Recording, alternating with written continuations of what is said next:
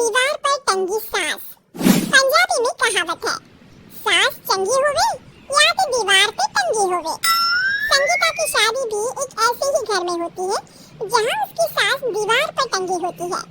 ससुर और पति शादी के पहले दिन उसे सास की फोटो के सामने ले जाते हैं, जहां ससुर जी कहते हैं, बेटा बेटा संगीता, ये तुम्हारी सास थी, बहुत नेक और भली, लेकिन थोड़ी गुस्सैल थी। गुस्सा आने पर सब तहस नहस कर देती थी, पर अब ये इस दुनिया में नहीं है। हाँ संगीता, माँ होती तो तुम इनकी कोई बात टाल नहीं सकती थी, वरना तो माँ घर में भूचाल ले आती। संगीता मन में खुश होती है कि अच्छा है कि ऐसी औरत अब इस घर में नहीं है, लेकिन दिखावे के लिए वो जैसे ही सास की फोटो के सामने हाथ जोड़कर खड़ी होती है, ये क्या? सास उसे देखकर मुस्कुराने लगी। संगीता आंखों को मलकर एक बार फिर से देखती है, लेकिन फिर सास के चेहरे का भाव, भंगिमा यानी एक्सप्रेशन बिल्कुल बदले होते हैं। वो अपने पति और ससुर को कहती है, माँ की तस्वीर तो स्माइल कर रही है। ना ना बेटी, ये कैसे संभव है? जरूर तुम्हें कोई गलती हुई होगी, ऐसा कैसे हो सकता है? लगता है तुम शादी की सारी फॉर्मेलिटी करते करते थक गई हो, तुम्हें आराम की जरूरत है संगीता। खैर, सारी संगीता की बात को इग्नोर कर कमरे में चले जाते हैं। वैसे सास की फोटो पर एक्सप्रेशन एक के बाद एक बदलते ही रहते हैं। सुबह होती है, पति और ससुर को काम पर भेजकर संगीता कमरे की सफाई करने में लग जाती है कि तभी उसे आवाज आती है, टेबल ठीक से साफ करो। ऐसे भी कोई टेबल साफ करता है? इससे अच्छा तो ये गंदा ही था। किसी औरत की आवाज सुन संगीता दंग रह जाती है और सोचने लगती है कि आवाज कहाँ से आई। आवाज को नजरअंदाज कर वो फिर से अपना काम करना शुरू करती है, लेकिन इस बार तो आवाज बिल्कुल उसके कान के पास से आती है। मेरा घर है ये, जब तक मैं थी चमका कर रखती थी, हर एक चीज शीशे की तरह थी।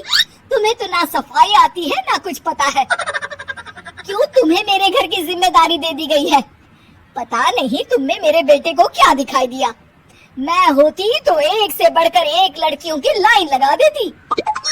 अब संगीता को समझने में देर नहीं लगी कि ये आवाज किसी और की नहीं बल्कि उसकी सास की है, जो दीवार पर टंगी है।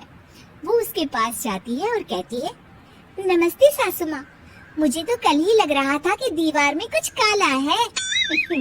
वो दीवार नहीं, दाल होती है पगली। सही पकड़े हैं सासू माँ। तो क्या हो गया आपको जो आप यहाँ भी चैन से नहीं बैठी हैं? सुना मैंने आपका व्यवहार काफी गुस्से वाला था। चुप रह तू, ज्यादा बकर बकर ना कर। घर का काम करना तो आता नहीं, आई है मुझसे बहस करने। हाँ देखिए सासू माँ, मैं आपसे साफ साफ कह देती हूँ, मुझसे पंगा लेने की कोशिश मत करिएगा। तभी पीछे से संगीता का पति आता है। अरे संगीता, किससे बात कर रही हो? कौन है वहाँ? संगीता की सास की फोटो फिर से पहले जैसी हो जाती है। आपकी माँ से कह रही थी कि मुझे काम करना आता। अरे संगीता, माना सास के ताने हर बहू को अच्छे लगते हैं, लेकिन यहाँ तो माँ है ही नहीं, तुम तो फोटो से ही। तुम भी लाजवाब हो संगीता। किसी को विश्वास नहीं होता कि संगीता अपनी मरी हुई सास की फोटो से बात करती है। वहीं आए दिन संगीता की सास संगीता को किसी न किसी बात पर आते जाते ताने देती। संगीता को भी अब सास के तानों और उनसे बात करने की आदत हो गई।